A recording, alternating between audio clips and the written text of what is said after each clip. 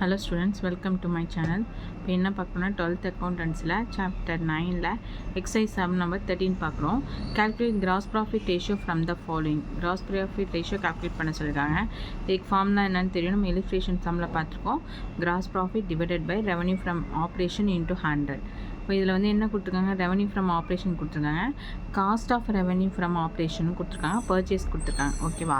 இப்போ நம்ம என்ன பண்ண போகிறோம்னா revenue from operation gross profit கண்டுபிடிக்க ரெவன்யூ ஃப்ரம் ஆப்ரேஷன்லேருந்து காஸ்ட் ஆஃப் ரெவன்யூ ஃப்ரம் ஆப்ரேஷனை லெஸ் பண்ணி நம்ம கிராஸ் ப்ராஃபிட் கண்டுபிடிச்சோம்னா ஈஸியாக நம்ம ஃபார்முலாலாம் அப்ளை பண்ணலாம். ஓகேவா? வாங்க சம் போகலாம். Gross profit ratio is equal to gross profit divided by revenue from operation into 100. இப்போ ஒரு gross profit நம்ம கால்குலேட் பண்ணால் revenue from operation எவ்வளோ கொடுத்துருக்காங்க புக்கில் பார்த்தீங்கன்னா சம்மில் 2,50,000, காஸ்ட் ஆஃப் ரெவன்யூ 2,10,000. ரெண்டுத்தையும் லெஸ் பண்ண போகிறோம். லெஸ் பண்ணோம்னா நமக்கு 40,000 கிடச்சிரும். இதுதான் நமக்கு கிராஸ் ப்ராஃபிட். இப்போது இதை ஃபார்முலாவில் அப்ளை பண்ணுறோம். 40,000 divided by revenue from operation 2,50,000 into 100 போட்டிங்கன்னா இந்த 2 கேன்சல் ஆகிடும். பேலன்ஸ் இருக்க 2 மேலே 2 இருக்கும். பேலன்ஸ் எவ்வளோ இருக்கும்? 400 டிவைட் பை 25. அப்போ 5 5s are 25, 5 8s are 40, 0. ஓகேவா? 5 1s are 5, 5 1s are 5, balance 3 இருக்கும். 5 6 are 30. அப்போது எத்தனை பர்சன்டேஜ் நமக்கு கிடைக்கிது? 16%. ஓகேவா? நெக்ஸ்ட்டு சம் பாருங்கள். Following is the statement of profit and loss of Batma Limited for the year ended 31st March 2018. இதில் வந்து ஆப்ரேட்டிங் காஸ்ட் ரேஷியோ கேட்டிருக்காங்க. ஆப்ரேட்டிங் காஸ்ட் ரேஷியோக்கு என்ன formula? Operating cost divided by revenue from operation into 100. இப்போ நம்ம operating cost கண்டுபிடிக்கணும். ஓகேவா? இதுக்கான இன்ஃபர்மேஷன் கொடுத்துருக்காங்க. ரெவன்யூ ஃப்ரம் ஆப்ரேஷன் கொடுத்துருக்காங்க. இப்போ ஆப்ரேட்டிங் காஸ்ட் மட்டும் தான் கண்டுபிடிக்கணும்.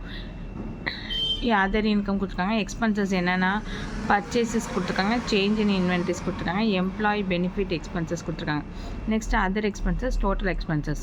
நெக்ஸ்ட்டு எக்ஸ்ட்ராவாக என்ன கொடுத்துருக்காங்கன்னா அதர் எக்ஸ்பென்சஸில் ஆஃபீஸ் அண்ட் அட்மினிஸ்ட்ரேட்டிவ் எக்ஸ்பென்சஸும் selling and distribution expenses plus loss on sale of furniture. ஓகேவா? எக்ஸ்பென்சஸில் இது ரெண்டு தான் நம்ம எடுத்துக்குவோம், இது எடுத்துக்க மாட்டோம். லாஸ் ஆன் ஃபர்னிச்சர் வந்து நம்ம எடுத்துக்க மாட்டோம். ஓகே, நம்ம சம் போடும்போது புரியும் பாருங்கள். ஃபஸ்ட் ஒன் பார்த்தீங்கன்னா ஆப்ரேட்டிங் காஸ்ட் ரேஷியோ கண்டுபிடிக்க என்ன formula? Operating cost divided by revenue from operation into 100. இப்போ பாருங்கள், cost of revenue from operation கண்டுபிடிக்கணும். ஃபஸ்ட்டு ரெவன்யூ ஃப்ரம் ஆப்ரேஷனுக்கு cost of revenue from operation கண்டுபிடிக்கணும். அதுக்கு என்னென்ன இருக்குன்னா பர்ச்சேசஸ் நம்மக்கிட்ட இருக்குது, சேஞ்ச் இன் இன்வென்ட்ரிஸ் இருக்குது. சம்மில் பாருங்கள், பர்ச்சேசஸும் சேஞ்ச் நம்ம ஃபைனல் அக்கௌண்ட் போடுமா, பர்ச்சேசஸ் இன்வென்ட்ரிஸ் எல்லாத்தையும் ஆட் பண்ண வேண்டியதான். டேரக்ட் வேஜஸ் இருந்தால் டேரக்ட் வேஜஸ் எடுத்துக்கணும். இங்கே டேரக்ட் வேஜஸ் இல்லை, இன்டேரக்ட் எக்ஸ்பென்சஸ் தான் இருக்குது, சேலரிஸ். அதனால் பர்ச்சேசஸும் இன்வென்ட்ரிஸ் ஸ்டாக்கையும் மட்டும் எடுத்துக்கணும். 8,60,000 ப்ளஸ் 40,000 ஆட் பண்ணிங்கன்னா 9 lakh. இது cost of revenue from operation. Next operating expenses அப்படின்னா இன்டேரக்ட் எக்ஸ்பென்சஸ் தான் ஆப்ரேட்டிங் எக்ஸ்பென்சஸ். என்ன இருக்குது அப்படின்னு பார்த்தீங்கன்னா சேலரிஸ் இருக்குது நம்மக்கிட்ட. ஓகேவா? Salaries plus administrative expenses and selling and distribution expenses இருக்குது. மூணையும் ஆட் பண்ணி போட்டால் நமக்கு ஆப்ரேட்டிங் எக்ஸ்பென்சஸ் கிடச்சிடும். அப்போ 50,000 ப்ளஸ் 90,000 ப்ளஸ் 1,60,000 மூணையும் ஆட் பண்ணிங்கன்னா 3 lakh கிடச்சிருச்சு ஆப்ரேட்டிங் எக்ஸ்பென்சஸ். இப்போ நம்ம என்ன கண்டுபிடிக்க போகிறோம்னா ஆப்ரேட்டிங் காஸ்ட் கண்டுபிடிக்க காஸ்ட் ஆஃப் ரெவன்யூ ஃப்ரம் ஆப்ரேஷன்லேருந்து ஆப்ரேட்டிங் எக்ஸ்பென்சஸை லெஸ் பண்ணிங்கன்னா நமக்கு ப்ளஸ் பண்ணிங்கன்னா ஆப்ரேட்டிங் காஸ்ட் கிடச்சிடும். ரெண்டுத்தையும் ஆட் பண்ணணும். இப்போ 9 lakh ப்ளஸ் 3 lakh ஆட் பண்ணிங்க அப்படின்னா 12 lakh கிடச்சிருச்சு. ஓகேவா? இது 12 lakh தான் வந்து என்னது ஆப்ரேட்டிங் காஸ்ட். இப்போ ஃபார்முலாவில் அப்ளை பண்ண போகிறோம். 12 lakh divided by revenue from operation புக்கில் கொடுத்துருக்காங்க 15 lakhன்னு. அந்த 15 lakh எடுத்துக்கிறோம். இன்ட்டு 100 போடுங்க. இங்கே 2 0வும் இந்த 2 0வும் கேன்சல் பண்ணிடுங்க. கீழே 3 0 மேலே 3 0 கேன்சல் பண்ணிடுங்க. இப்போ கேன்சல் பண்ணோம்னா 3 5s are 15, 3 4s are 12, 0 வருமா? 2 0 இருக்குது. அப்போ 5 1s are 5, 5 8s are 40.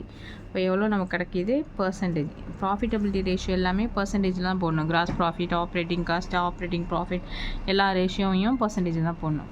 ஓகேவா? சம் புரியும்னு நினைக்கிறேன். புரியலனா கமெண்ட் செக்ஷனில் கமெண்ட் பண்ணுங்கள். தேங்க்ஸ் ஃபார் வாட்சிங்.